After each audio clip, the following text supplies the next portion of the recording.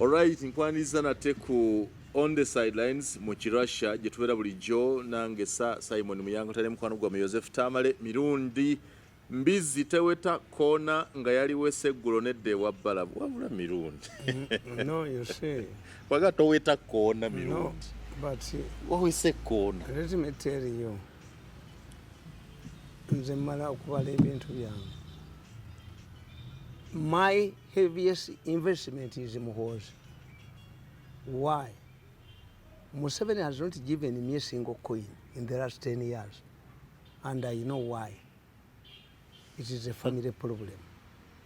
When one and a family, what he has done is to give me security, no mulimo wakakadaka mu emitwalo 7. Era bwe bampita Jombo ndi niwinga contract. Nembaga tulini what? An arrogant Kagalo told me, your problem, you don't read the contract properly. Only, you interpret it. I get an annual, but to get a covari, Mubagambe by Jacob on the radio. Tell them, but humbly, this is their place. So I told this arrogant woman, told her, you are stupid and idiot, you are an idiot. You interpret. How do you say that to a humble girl? You interpret this agreement. 28 million salary annually. Annually, yes, that's a lot of money. Divide it by 12. I was about the full center. I told you I chose dividing. Yes. Was dividing as in a four. And she went ahead to explain it to me. Do I get it in a lump sum? No. Can I take this 20 million to a bank? No. So me, I'm intelligent. 2, she told me, but you were entitled to medical care. Which medical care? Do I have? Medical. It is calculated on this. The medical care? Yes. The medical care is outside the 28. Eriwa nakola museta usimbimanyi ebyo goba kapapula buli omuna kunyakona kujoga nabiko kapapula yero. You know what it means to be humiliated inatasoma neno ogenda yo nomugamba obali mu mudu obali muki. Me, I don't want begging. 3, you are entitled to an annual leave. I did it with the union. An annual leave means that's why they tell you which district do you come from. You state it in your letter of appointment. Yes. Kakati ask. You come from Lakai. Chotera, Sentiment. Chotera. Bakusura transport kupana nekuzi. Is it in Europe? 1 month. Sent is a sent. When the Zonimbe, because the catchword is advisor. When there are people who are running 50 million, who are not educated like me, kakati icho nakitegeera. Ye president yali alowooza ti I'm in need of help.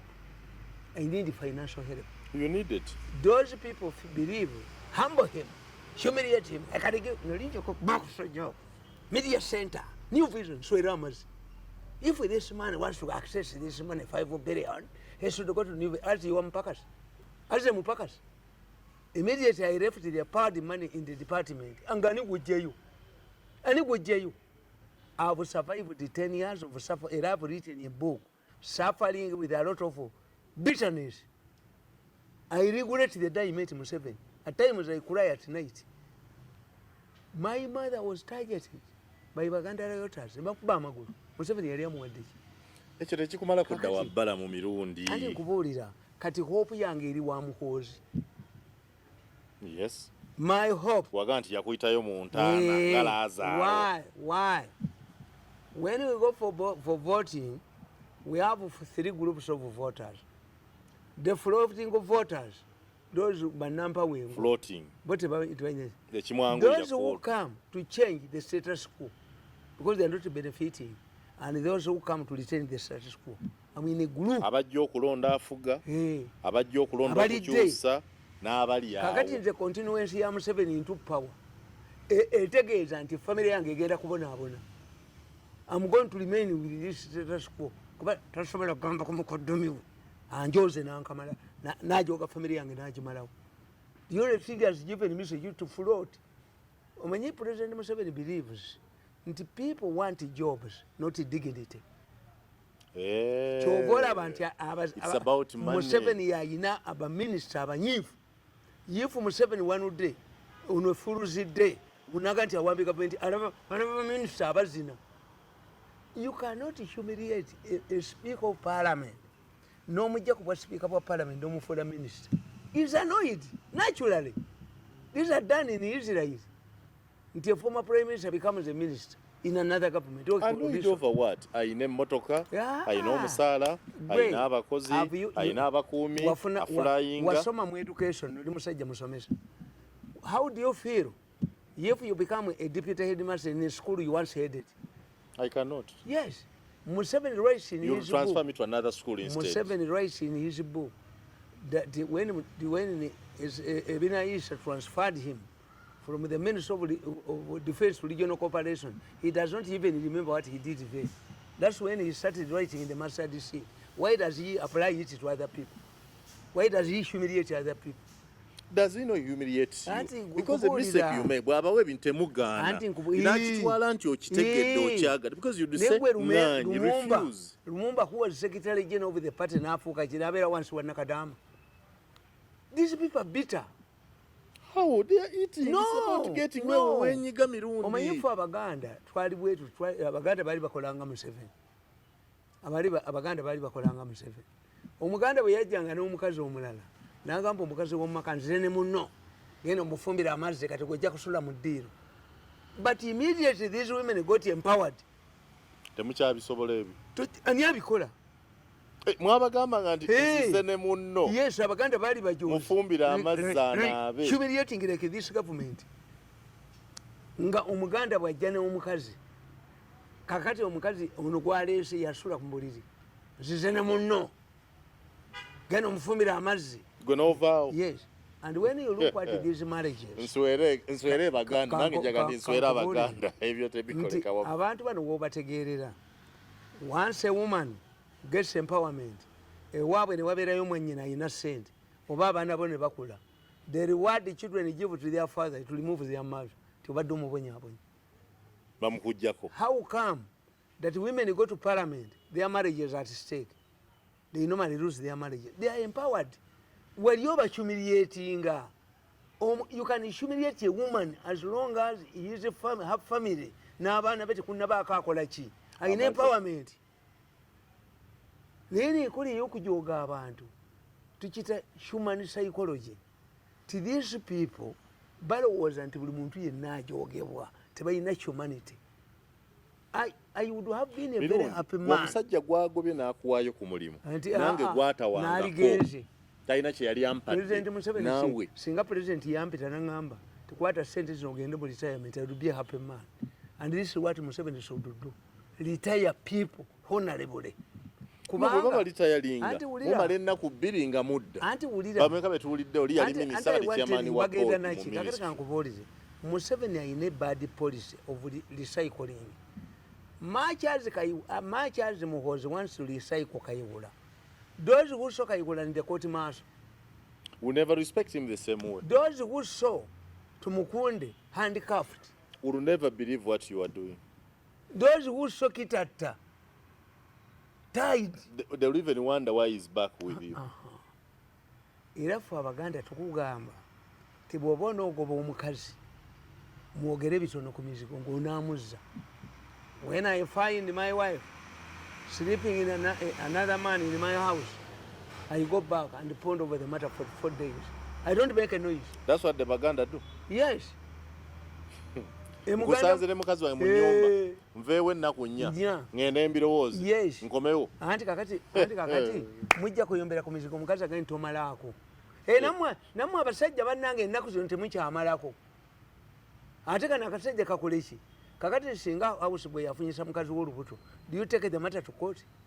Do you take the matter to the LC? Why not? Anti kakati house gala nakuleta kola wa house boy. Anti house boy agenda kugamba tekakati no oyasulena wange kubanga olubuto lwanga jaddu jamu. There a certain level. Nino kabusenga ne kankubaka kurubye ne kankuba bayisenyera bamukebera omutwe omanye ekyali waawo ababoda ne batambuza ekivudde akambala mu kiwulidde Museveni yayise mu Mirundi omanye damage wankolako tukubaka n'omwana tamunne omanyi mmwe ekibakola obubi nti you don't know the future damage. Me have been around. I have been around. The more democracy grows, the more it becomes dramatic. Kati mpetera onzize wa Balaam okumpulidde Muhoozi ate mpulira Balaam. Muhoozi, you cannot decide the people you find at the party. You can only decide the people who attend your party. Yes. Muhoozi needs all of us. And I've invested heavily. My hopes. Kyesafuna mu Museveni emyaka 14 gye namukolera ne bangobanga omubbi w'enkoko kubanga omukaaya galukuleta mukwano gw'eddooni ne ssente ne bazongeza nyezo kifuna Muhoozi has picked me from the rebels.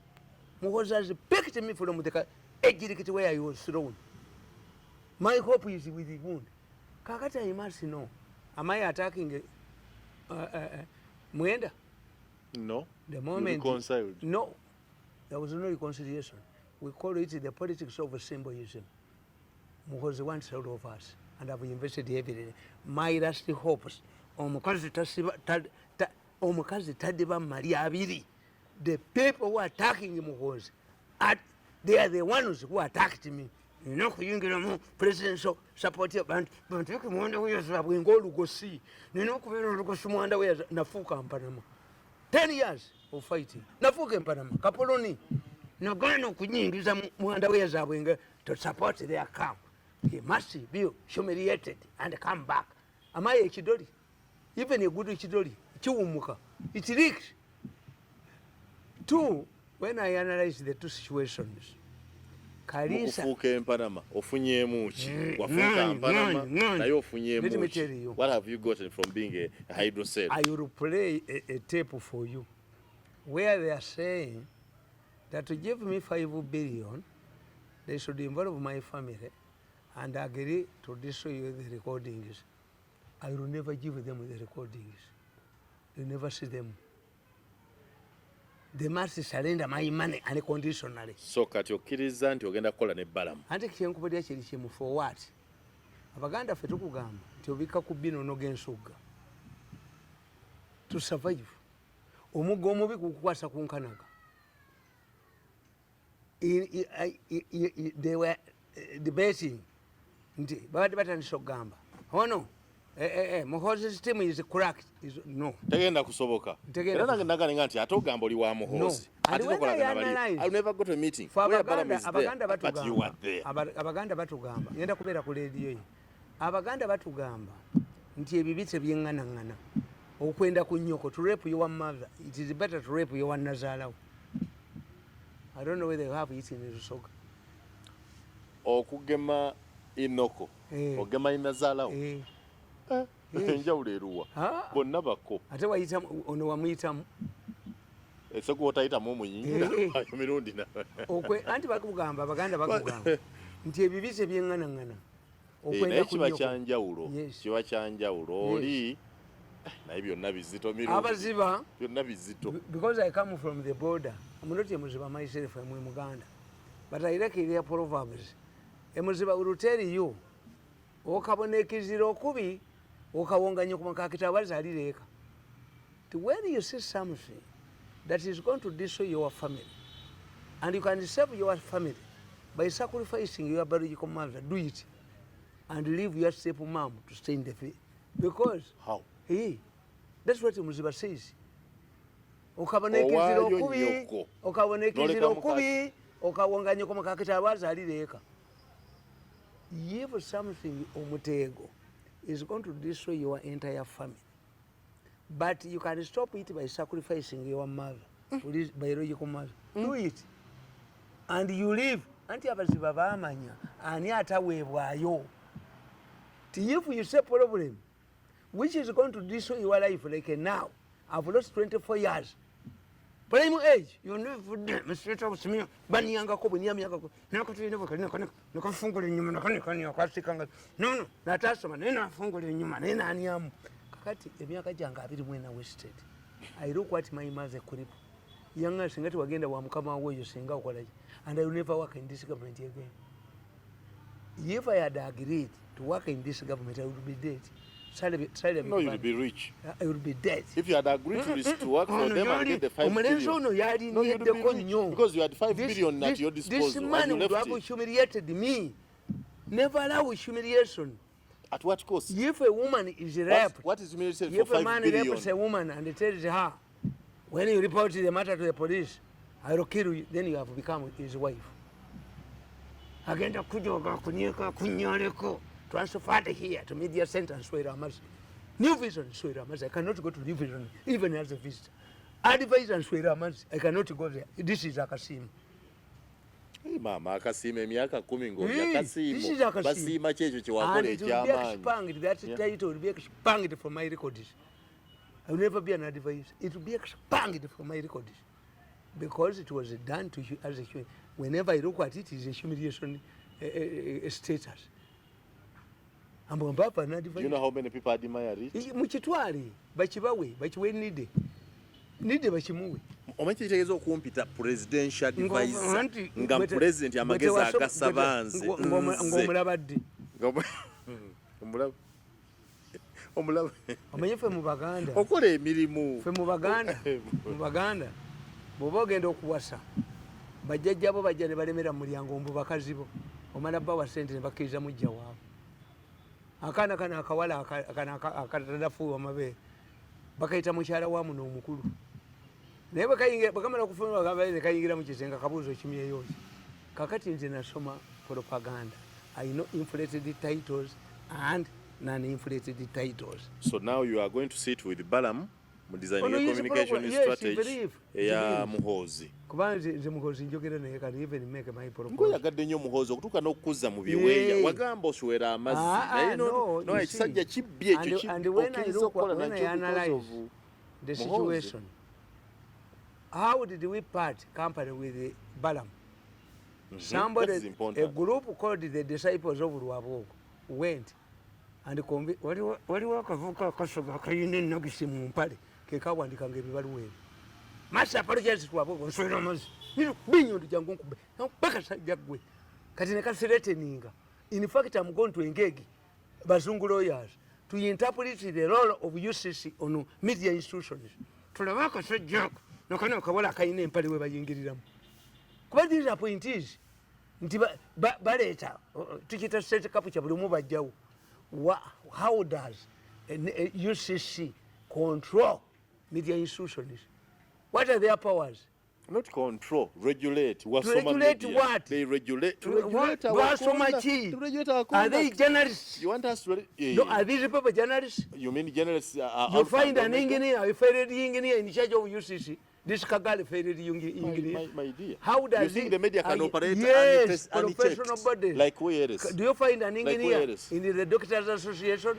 You find an engineer in the Lawyers Association?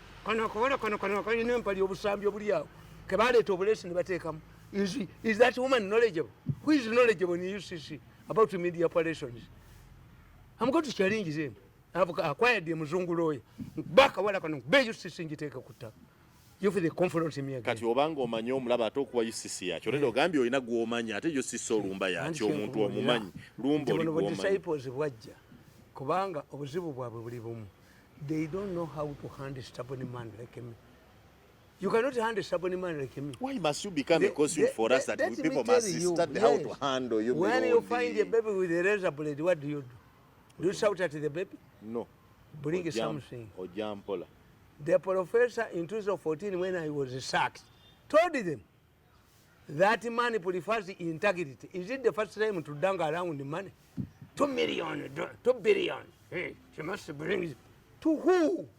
How much money did you have before? What's your source of money? Privileged wealth. Privileged wealth. Power. Once the power goes through the window, whether it goes through the door, we shall be paupers in this country who have humiliated the people. The problem is that for you, you don't persevere to see the day. No, emyaka 24 is that a cost? 24. Now, how many more? How do you think that Muhoozi can redeem you? In how many years? Yes. In how many years? When you get money, you can even do what you failed to do 20 years ago. These were paupers of yesterday.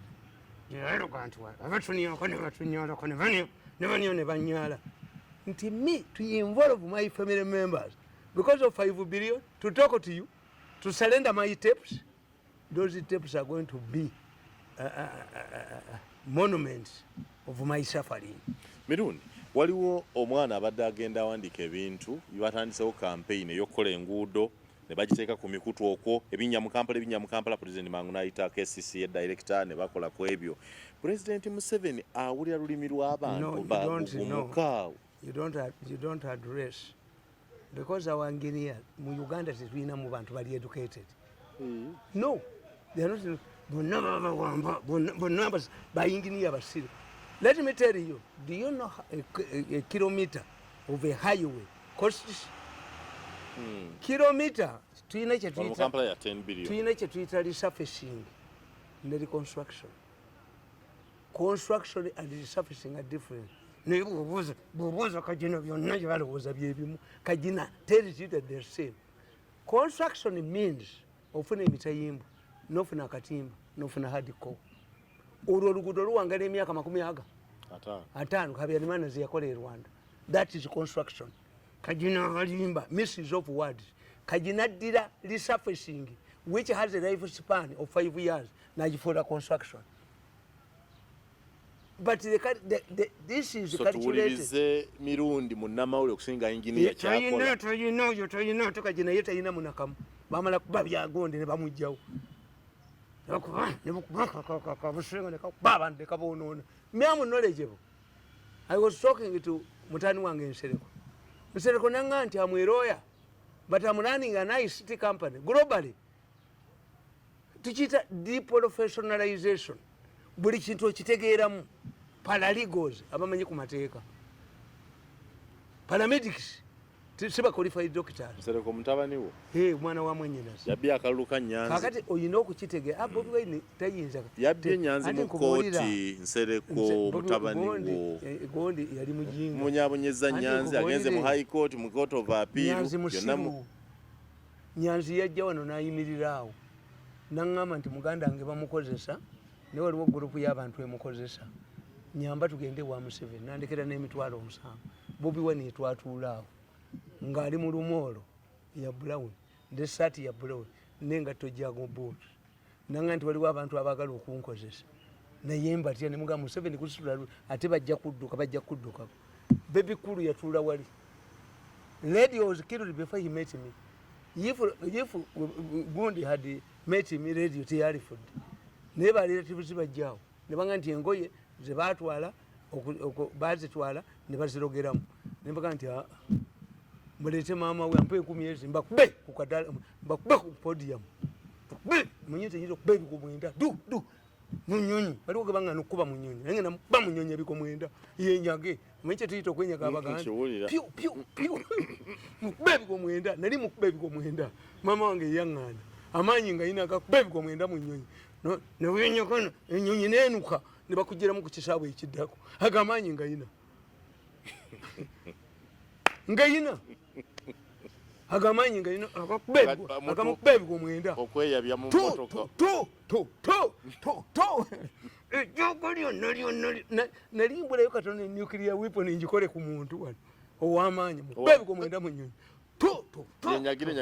yenyagire munyonyi anveeko nalimbulayo katono njikole mange naŋŋanda agamanyi ngaina mubebi ku mwenda pyo babujemu mu kisabo ekiddako nkubebi ku mwenda mungayina ewange ekyo tekigaana kugamba nti akalulu kano kakati mutabaniwo Bobi Wine baali bamwagalako ekintu wulira Bobi Wine baali bamwagalako mobilization skills to help them bulling a group of MPs that belong to NRM but when they are called by Museveni they don't go. Era bw'otunuulira, is there a difference in parliament? And in fact, when I look at people like Tadongo and Tango Doi, I laugh at them.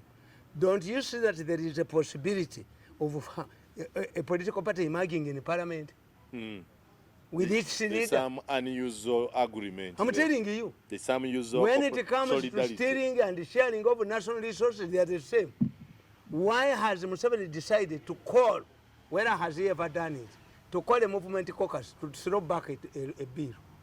Etteeka limugejjedde. Anti wulira yayise ba MP actually ayise n'abanuupu ayise Sseggona ne Malende balooya mu kibiira kya Nuupu bagende mu kakiiko basisinkane tetumanyi oba banaagenda. Lyayita litya era nkubulya negamba wano nakugamba nze mpandiika nakyogerera ddala Museveni ekimutawaanya kyova olaba nti nze kyo kimusumbuye yamaze okunyonyola aba NRM abapateye ayisa abanuupu Sseggona ne Malende abannyonnyole nabo bakkaanye ku nsonga eno. Namukolera with devotion naye yansasula munnagisi kalense naye abali busesere baga nti yakwagala naye mbu yakubuuzaako n'olumu nti diri wobawo nga tonywedde nga buli seera obeera otamidde emyaka 14 yakutegeera ku 14 fe Abaganda tukugamba ekintu kimu abo bantu babasiru Abaganda tukugamba nti bwewasa omukazi owokubiri osulawo oli asooka ategeere nti osula mu kyalo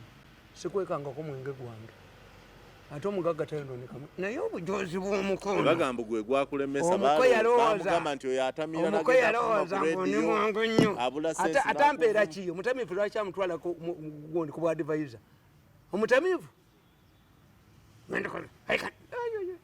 naye nasuba okubako ku bantu abo kumukubera nali mbatamiddwa okubako omuntu omumu kolido za so wandiwagidde Malende ne Sseggona bagende wa Museveni omulaba ku tteeka lino era bagenda bajjayo ki kwetteeka sipiika limuli mu bulago. Anti nkugambye sipiika si kyekikulu sipiika si kyekikulu mumpeeyo akatabo kange akalala akali detail. Museveni problemu ye nti yatya nnyo the paranoid protective power. Kati gundi bwe yafulumira mu kwenali mu security embabazi n'agitta obwa prime minister n'abutta kakati buli wagenda okufulumira omulabe wonna attawo. As a result has killed the institutions. Abatyana kinaavaawo. This is the problem. Secretariat yali wa loyalty n'omuntu okubuguma nti omukazi ono kamutemeko amagulu kuba ayenda katuveeyiga nga tugendeeka muli yo teri basajja tegeera judge people according to ki character zaabwe nti Mbabazi wanted to be president. Mbabazi yakuga nti jump with the chew. Lumumba has never nurtured president's ambitions. So the problem is not the secretariat. The problem, don't neutralize the secretariat. Ajo yaggwawo teyina kyekola ONC kati yekola eri wannamyalo eri emirimu yo secretariat eri awo yatuula nga bw'oyogera today nti today nze sinenya mukazi ono sina kyemunenyamu why era bwe nadifendinganga ne Kadaga nti Kadaga si kyekizibu kya parliament sipiika talina veto talina ki no ekikulu kiri kimu kyokka. Sipiika yalaga amanyi ku tteeka lino ng'ali shuwa ddiro erinaayita n'atukakasa n'ayita ne bannaddiini mujje mulabe abantu bammwe yali kiyisizaawa kubanga olina okitegeera nti bano bakazimba balina eforce ebadrivinga okuva ku Anglican Church of England. But let me tell you, the Kazimbas tebakola research. Britain is becoming inward looking. Many countries don't care about science. What do you mean when you say they are becoming inward looking? A few years ago, they held a referendum to allow Scotland to go. And when the Queen was informed about the results, she was disappointed. Yali agala bagende. Nenga Scotland yawali nuclear weapons zani za Britain. England too. The Britain left the European Union in spite of the concession they gave it. They left? Yes. The European Union... The Brexit? Yes, Brexit. 3. The British are looking for 3 things. Any political scientist can tell you. Fabasoma, Britain wants to protect its pound. This is why it rejected the euro. It cannot do with the euro. With the pound? The German Deutschmark, Italian lira, the Japanese yen. Chinese yuang abangereza tebayinza kuva ku paundi yaabwe ne bw'obakola otya. 2 Premier League is now more important than the Church of England. Premier League? Yes. If the Archbishop of Canterbury visits Uganda and Ronaldo visits Uganda, who takes the attention? Ronaldo. Bakazimba tebakimanyi badduka buddusi. Naye awo kigeregerenyiza bubi. The Premier League is more important than the Anglican Church. 2 The Anglican Church broke away from the Catholic Church. Over what? Marriage. They are breaking away over marriage, single marriages. They are haunted by their past. But buli ekibakazimba. Okusooka actually n'okwawukana n'abakatuliki yali marriage. Ekisiraani kyabwe bakazimba kigenda kibalondoola. 2 If a woman divorces you and clings to your name, what do you lose? Nothing. And asigaza linnya lyange. The Kazimbas have gone with Christianity. Yes. They are not converting it to Islam. Not at all. They are not going to Catholicism. Not at all. Kati omungereza alumirwawa. Osigaza Christianity ye with the same bambala kyekimu n'emidaali. Nolaba empuuta, nolaba eŋŋaŋa, nolaba empuuta. Kakati kyembuuza. Mulazeewa.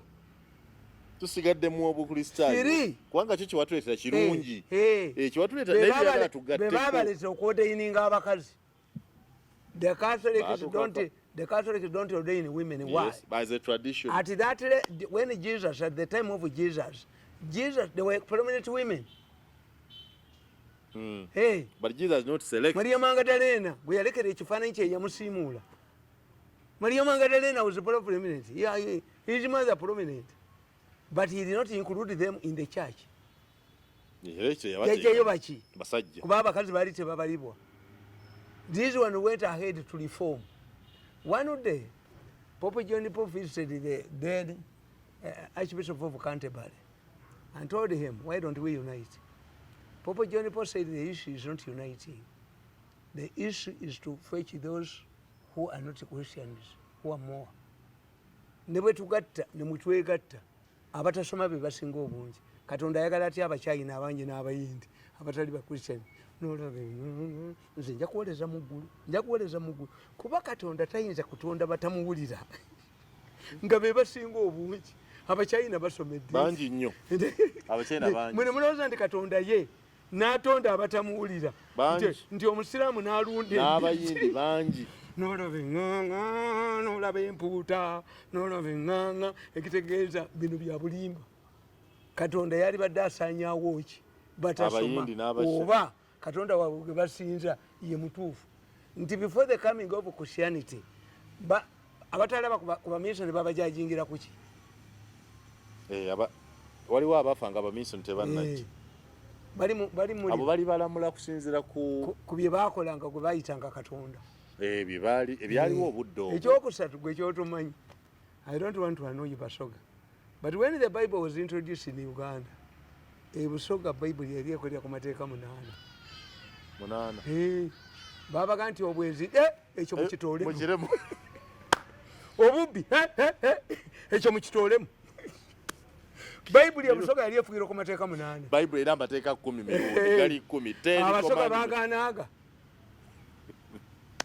Obwezi mukitoolemu.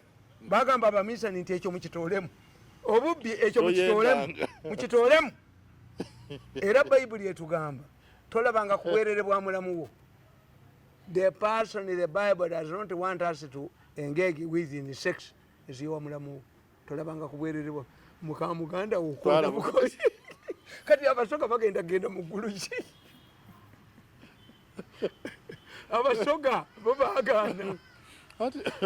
Muka muganda okona bukonyi azira nsonga okona bukonyi azira nsonga. Aye muka muganda oni muganda obaawukana kuba kentemerembo oli mukapanga bwendifa abaana balinyanga bakwatira omusoga mukapanga ngalira mukazi we naga nti atayibye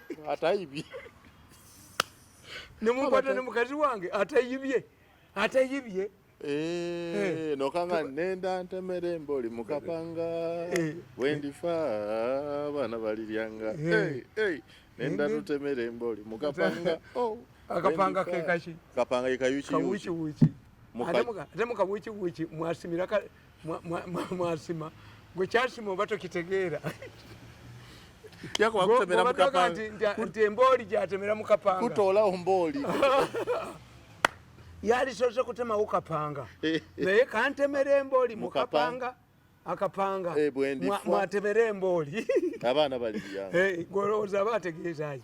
You see, you cannot be a good mass communicator if you don't know these things. Where do you pick those things? Kakati nkubulya negamba nti bano bakazimba bagudde mu kizibu. Why? There can be a force nti all along America nze ndabanga ne bakazimba tebalina kizibu. Ekizibu kiri ku Museveni kati kimutuulidde. Ali mu kwennyonnyolako yayise kokasi yena byennyonnyoleko ayise parliamentary committee. Bakazimba kye baagala babawe ssente nti now that we have a shortage church house si yaabo bagibiddeko abantu abasezi be batunze ettaka era nkugamba the mistakes the anti-homosexuality groups have made kuba nze nkwana history of homosexuality. The anti-homosexuality groups in Uganda believe that the practice and impartation from Europe, which is not true. Homosexuality wawano omanya Abaganda kibayita okuvuga olupanka. Okuvuga olupanka olumanyi is a rim olw'eggaali oluvuga oluva mabega emmotoka ogivuga ogiri luddawo pikipiki ogivuga ogivaawa eggaali ogivuga ogivaawa naye olupanka oluva mabega kakati ekyo bazungu be bakireeta abazungu be bakireeta kyaffe kyabaganda so mwamanya nti waliwo okuvuga olupanka yes okuvuga olupanka oluvannyuma ati kyembagambye nti bano tebamanyi tukiyita slanga.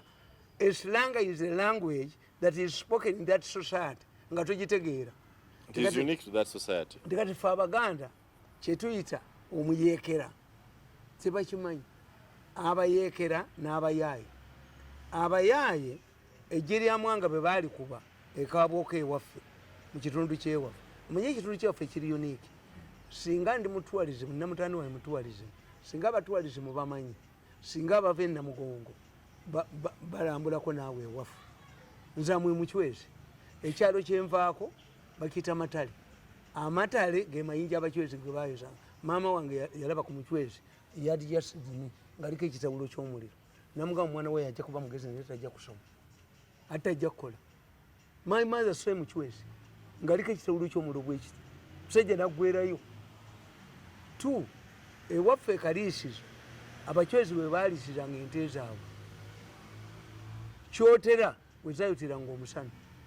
Bw'oba ewaffe waliwo Bukunda bwe baakoleranga embaga zaabwe ez'abakiwezi kabonera kaliisizo kyotera Bukunda ekirala kabonera abakiwezi bwe baalabikiranga ekabonera ngo bajja balagule kaabwoko yensibuko era tulina eggombala y'e Rwankoni abakiwezi gye baatemanga emiggo n'egundi okulunda ente zaabwe Rwankoni. Kakati tulina eggombala ya Mukirumba okulumba twataaka where Mwanga's army was attacked from. Tulina mu Kizibira wakweka defense that area yaffe is full of history. Kitundu kyaffe ky'abakiwezi. Every name is historical. Yes. It has a ekigambo kaabwoko kitegeeza ensibuko. Masaka kitegeeza Amasaka omuwemba. Pookino kitegeeza omwami omunyolo. All of these areas. Omwami omunyolo? Omwami omunyolo Pookino. Pookino kitegeeza omunyolo omwami mu lunyolo Pookino. Ekitegeeza we waffe tewaliwo Baganda. Era bayitangayo obuddukiro bw'aboonoonyi Australia. All of the criminals from Uganda, from Buganda, baddukiranga Wangalwera wa mailo mwenda nga Katonga tasalibwa. Kyobula baba e Masaka eyo yonna tuli akiri tuli bazzukulu b'ababbi.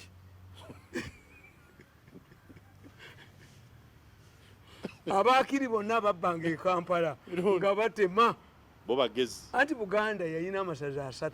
Buganda bagiyita Muwawa. The original name for Buganda is Muwawa. Had 3 counties.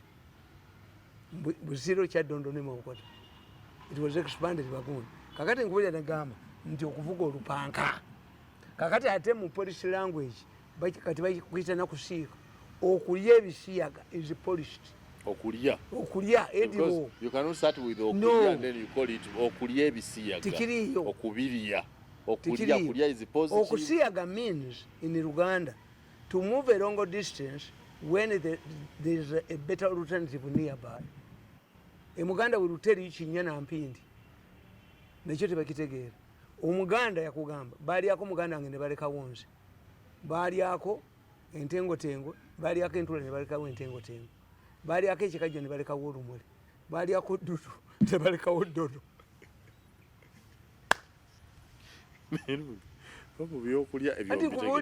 So tumalira Museveni etteeka agenda likola atya kwalira bikali what is the solution? Groups has committed is to think that every European is a gay.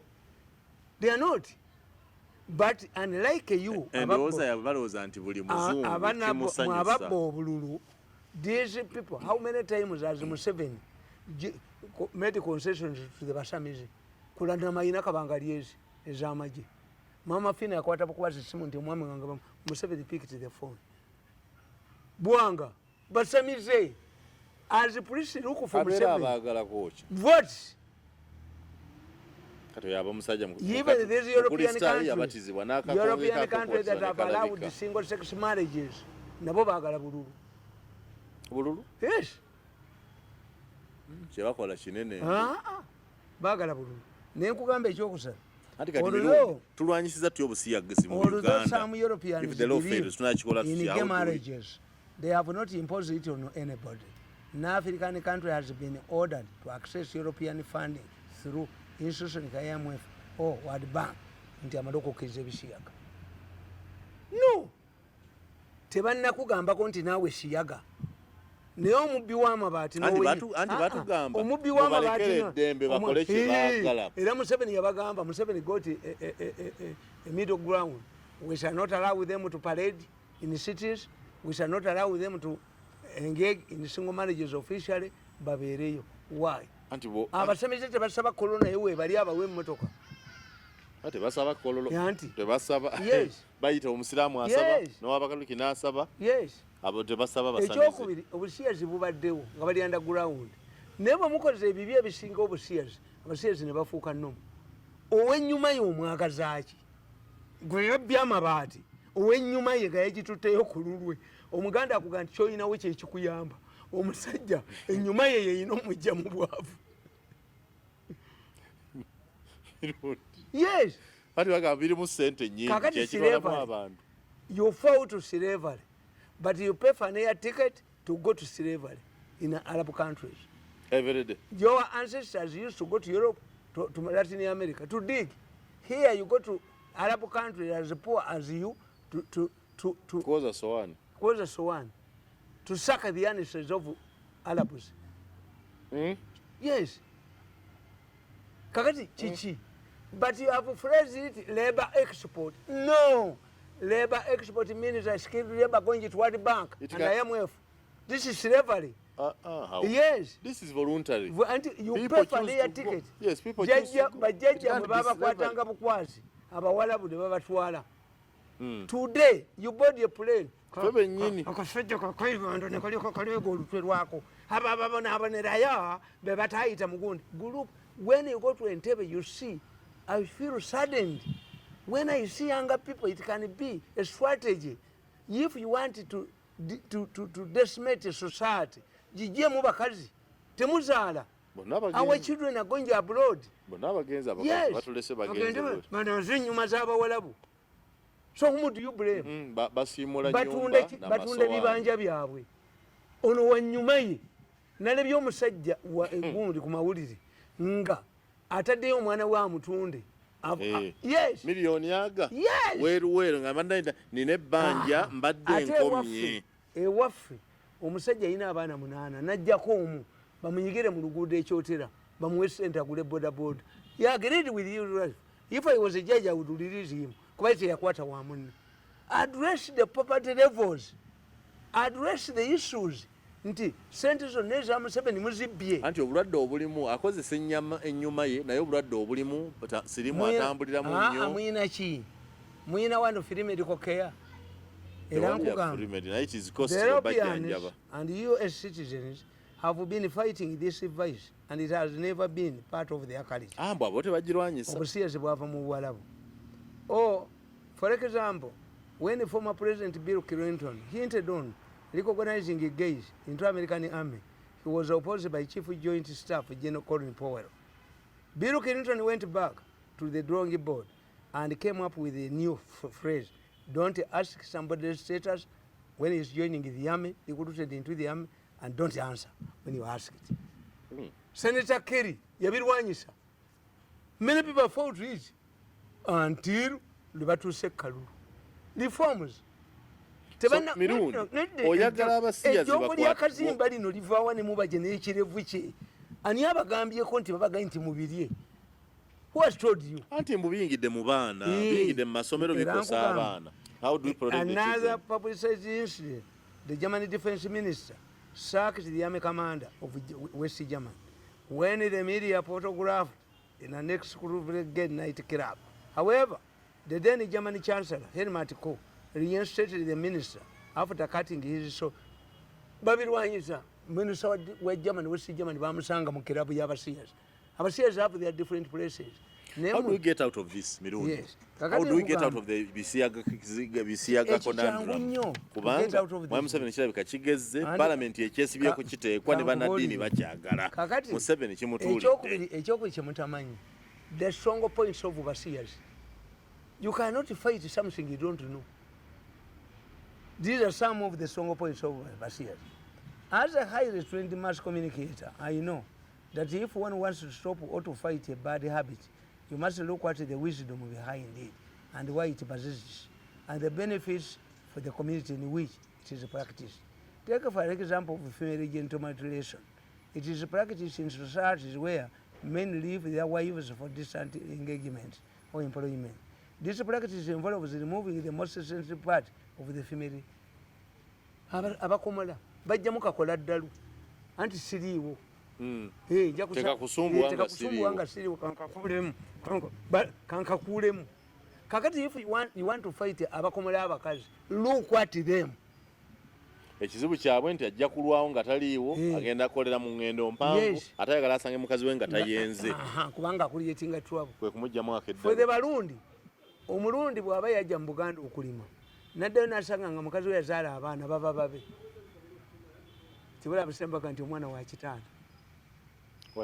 Wa kitanda, nannyini kitanda yaba nannyini mwana. N'Abarundi bwe bali. Omwana wa kitanda. Wa kitanda. Bamuzaalira ku kitanda kyane. Eyaliwo ya nkugamba. Nkugamba nti President Museveni succeeded nakugamba to reduce cases of rape. South Africans use a device which they insert into a woman's private part, which sticks on a man's penis. It can only be removed by medical practitioners, and it is used to trap. Naye omusajja abasajja mu South Africa bakugamba sooka okajjeyo. It's not a deterrent. Bakamanyi. Kakati bwe kakwezingako bwe kati paka mu ddwaliro ne bakutegeera wa rapinze omukazi. Kakati what the South African rapists do, asooka kakwatamu n'akajjayo n'akurepinga. Kasooka kukwata batannakamanyi. So to fight, kakati mbagamba nti what should we do? Read my book. Nkugamba nkalabye naye kyotannampa tonnampa solution.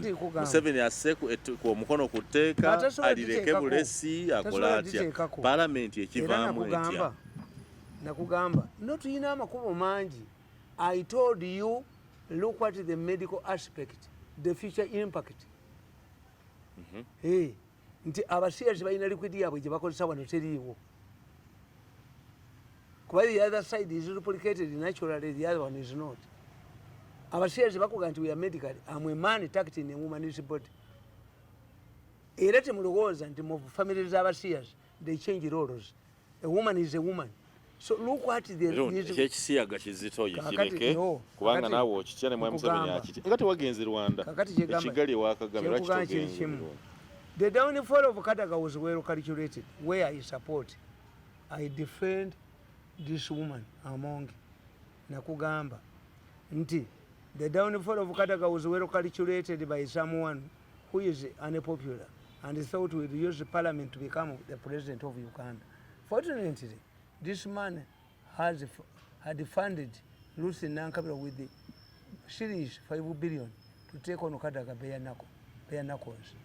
The day NRM sat to choose the speaker, Nankabira, Peter Ugwanga and Franka Tumweba slept in Entebbe. Have evidence, video. Nenkuga, each of the second members was promised 100 million immediately to remove Kadaga. But immediately after the election, the man switched off his phone.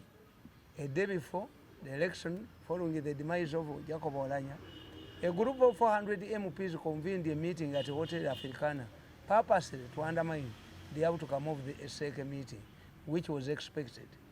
Among battles about yes, second meeting, yes.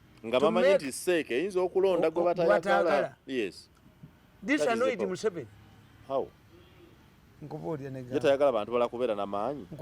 This was among his first mistake.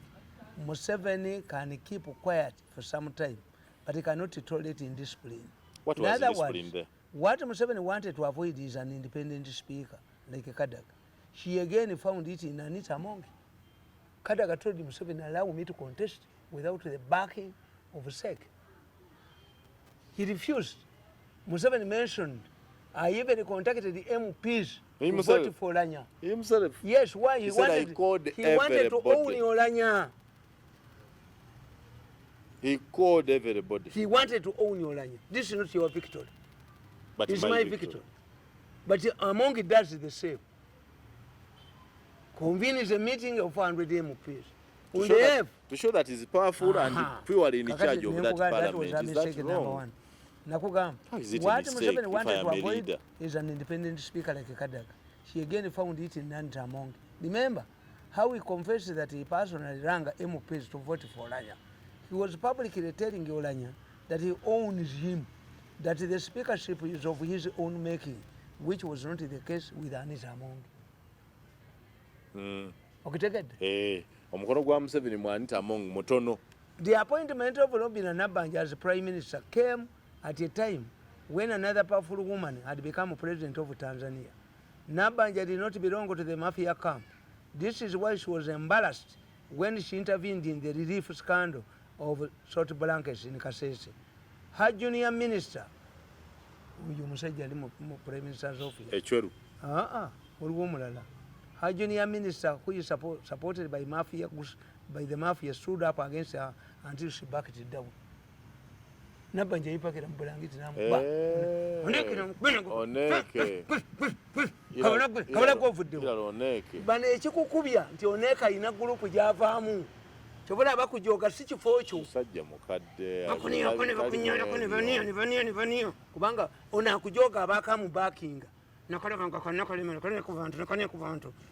Nolaba obwala obutalina bwe buli obutaasoma. Nabana kubantu nakakubagolera. Kubagolera gwe. Therefore, Nabanja lacks the political crowd to be an efficient head of government business. Not because she is incapable, but because she must be submissive to a certain group. And unlike Nankabirwa, who had a lot of funds to fight Kadaga, the current chief whip, Amson Obua, does not have the money. But he was also humiliated, ejected from the sports ministry. Where tugenda kola mega project eyenambo embwa ne bagigoba embwa tulina kubeera wali sente embwa ne bagigoba ngo sidelines mu kirasha Joseph Tamale Mirundi nga tumaliriza nti senior speaker, the government has no serious and powerful head of government business. They don't have a chief whip. You think abeena mu baba wabuwi sente powerful. Tali powerful tava mu camp eri bamutwala egombe yagoba abasawo ne baddayo. Yes, yali aluza tunakosanga bojja n'okuba bugobi.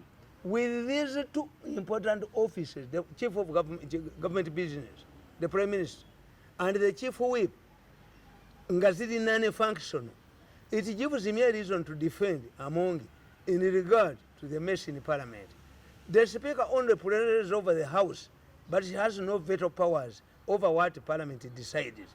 If, for example, the anti-homosexual bill had been discussed by NRM caucus and found to be risky to the future of government, it shouldn't have found its way into Parliament.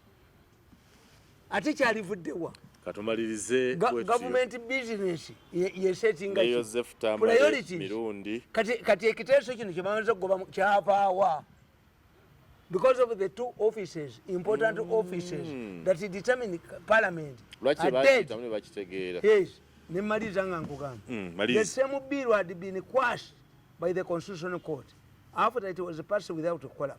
Then, why did this resurface in Parliament? Even if it came as a private member's bill by Asuma and Vasaliwa, was it a priority and a matter of national concern? Very good. Nga omusajja Attorney General amaze okubabuulira, we have adequate laws, the advice of omusajja, they went ahead. So it was a mistake. Even if it comes from a private member's bill, government must give you a certificate of finance to finance so that it. they can implement the law. And the head of government business would come up and say that is not a priority. He didn't. One time kankubuulire baleeta motion mu 1983 okugoba amagye mu government 10 MPs from Parliament nga gatandise okusaba olutalo lugwa abakyoli. Oyita Ojoka yatulanga ku side ya DP yabagamba Mr. Speaker sanga agamba butagira. I'm afraid if this motion is passed as it is tomorrow, not be seated in the same seats you are sitting in now, butagira yaga next on the agenda. How could this bill find its way in Parliament? And we don't learn from our failures. Museveni must swim line. Who formulates policies? Is it cabinet? Is it where? Kubanga katika na mabati akabaletedde obuzibu. Somebody brought the idea in cabinet. Billion asatu mu ttaano zigagula.